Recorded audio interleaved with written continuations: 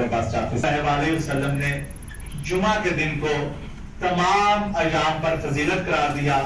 اور جمعہ کے دن کو مسلم سے بھی زیادہ بڑھ جاتی ہے، کیونکہ جو رمضان کی رحمت ہے وہ جمعہ کی رحمت کے ساتھ شامل حال ہو جاتی ہے، لہذا رمضان زیادہ اہمیت کا عامل ہے، زیادہ بابرکت ہے۔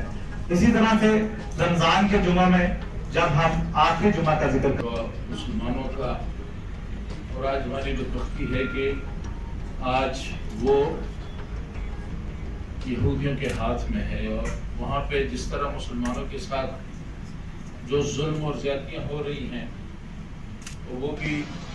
موجودہ تاریخ کے اندر وہ شام ہو کو جب چاہتا ہے وہ ان کے اندر گھس جاتا ہے، ان کے علاقے ٹیک اوور کرتا ہے اور کوئی اس کے مقابلے میں ریزسٹ نہیں کر سکتا۔ یہ ایک نقطہ نظر اور ایک فضا تھی دنیا کے اندر، اور اس میں ایک لحاظ سے انٹلیکچوئل لیول پہ بھی یہ باور کرایا جا رہا تھا کہ یہ جو سویلائزیشن ہے وہ سکوت دھاکہ کے حوالے سے یہ وہ واقعات جو آج بھی اگر بندہ یاد کرے تو اور آنسو نکلتے ہیں، کیونکہ جو ظلم،